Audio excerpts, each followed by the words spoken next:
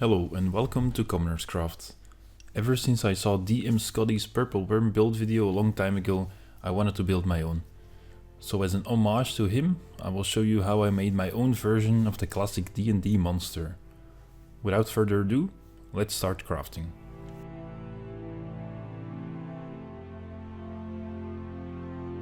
For the base shape of the worm, I'm going to use EPS foam. It's a type of foam you get in packaging. I use a cheap hand foam cutter to cut some cylindrical shapes as a starting point.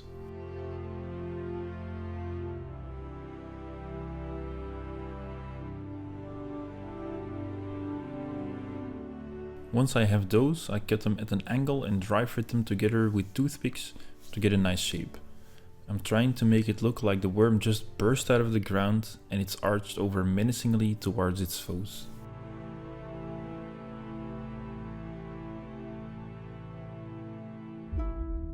Here I'm marking out guidelines so I remember how to glue the parts when I take it apart. And for some reason I lost the footage of gluing, but I just used hot glue to stick the foam together. Once glued, I trimmed the foam with a knife to give it a more natural round shape.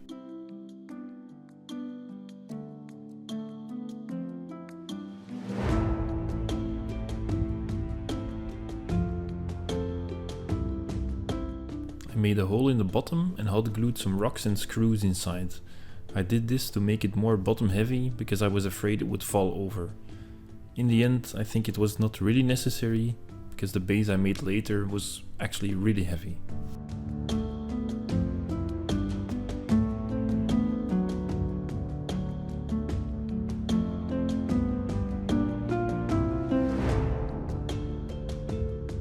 For the base, I cut out a circle from a scrap piece of hardboard. I had a roll of duct tape laying around that was almost exactly 10 cm in diameter, which is perfect since the purple worm is a gargantuan monster.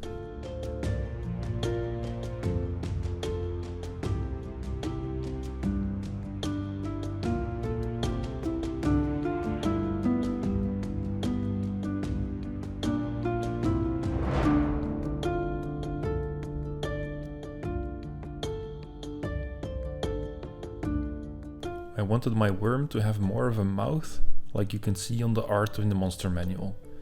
I just cut out a part and poked with something sharp in the foam to tear it out until it looked good.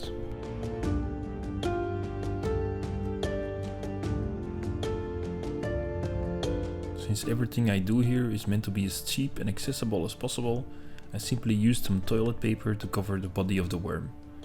Use very watered down PVA glue for this and use a crappy brush to spread it around. I applied multiple layers of this and I suggest you keep poking it with your brush to get rid of the toilet paper look.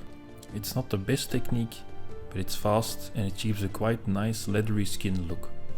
Just make sure to let it dry completely before doing anything else.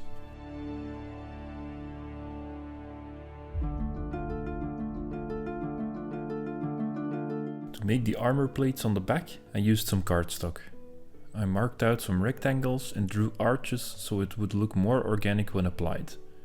The middle part of the plates was folded using pliers to make sure I had a ridge going down the spine and a guide for gluing one plate onto the next.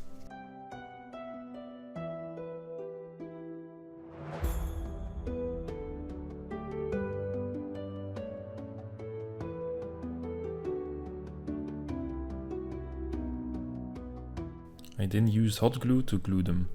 This was necessary since it's a curved piece and otherwise it doesn't stay in place.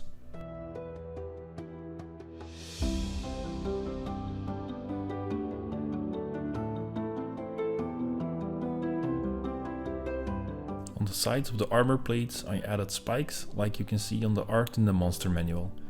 I poked some holes with a knife first and then glued in the toothpicks with PVA glue.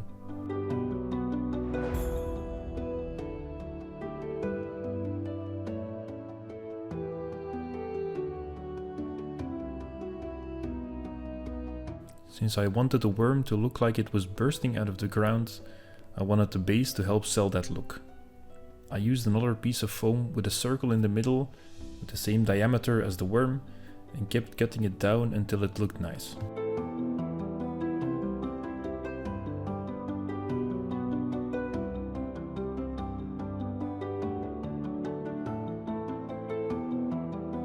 I don't want to be able to see that it's cheap packaging foam, so I use this old pot of filler I had lying around to cover it completely. This adds some strength as well, and while it's wet, I sprinkled the different sizes of rocks and sand on it to change up the texture and prevent it from looking too smooth.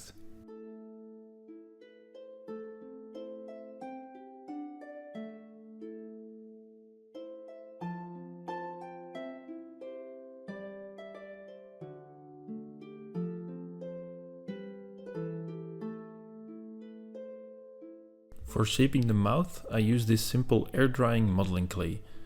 I start by spreading out some PVA glue on the part where I want the clay and then add clay until it's completely covered. It costs more than most materials that I use here, but I only use it when necessary and a pack like this will last you a long time. I then added small cardstock triangles in the corners and used the shaping tool covered with enough water to smooth out and blend all the clay together and in the body of the worm.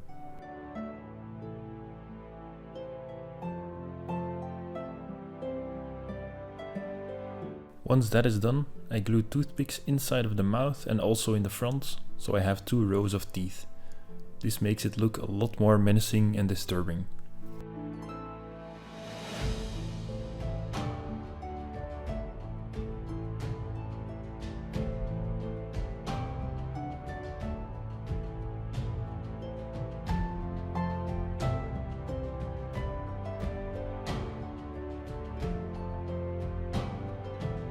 And then to finish off the mouth, I shape the gums with a tool and add some texture on the top to make it look more skin-like.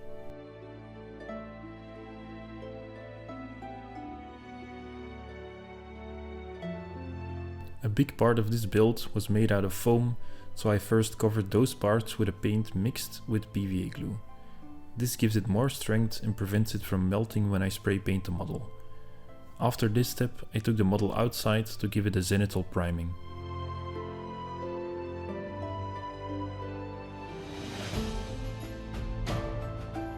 The body was then painted with green-brown from Vallejo model color. 2 coats will probably be necessary.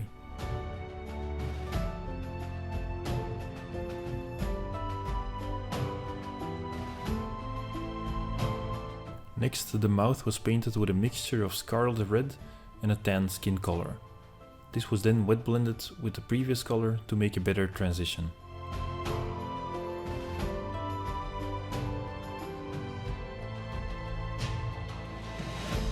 The plates were painted with hexed lichen, a dark purple color. This also needed 2 coats to get a good finish.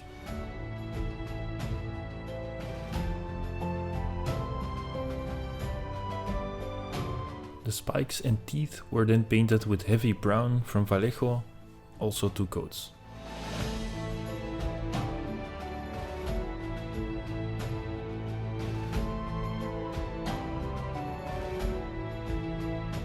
And then the base was painted black again as a better starting point for all the dry brushing I wanted to do later.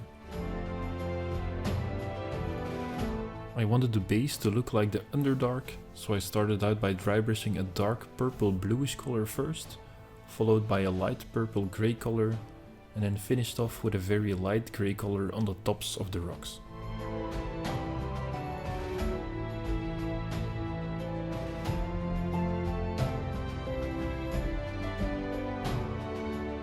Now I can start applying washes. The mouth was washed using Reikland Flesh Shade from Games Workshop. Followed by the body, which was washed using a combination of Seraphim Sepia and Lamian Medium. You can thin down your washes with water as well, mixing it with medium just preserves a lot of the good properties of the wash. The plates were then washed with a black wash, just straight out of the pot. The final wash was medium brown from Army Painter on all the spikes in the teeth. The mouth was first highlighted with the original color and then mixing in more and more of a very light skin color, followed by the teeth by mixing in a light beige color.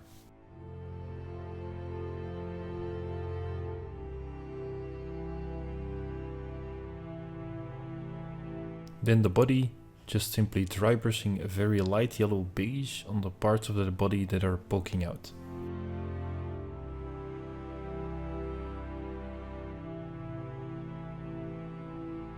And as a last highlight, the plates were dry brushed first with purple pink, followed by a very light purple grey color on the utmost edges.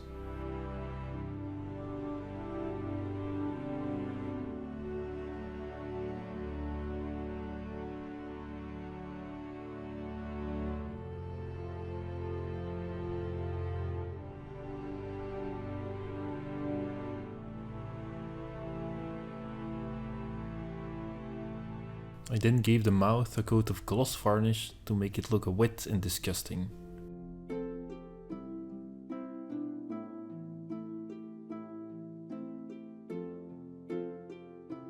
And since nobody likes a messy base rim, I finished it off with a coat of pure black paint.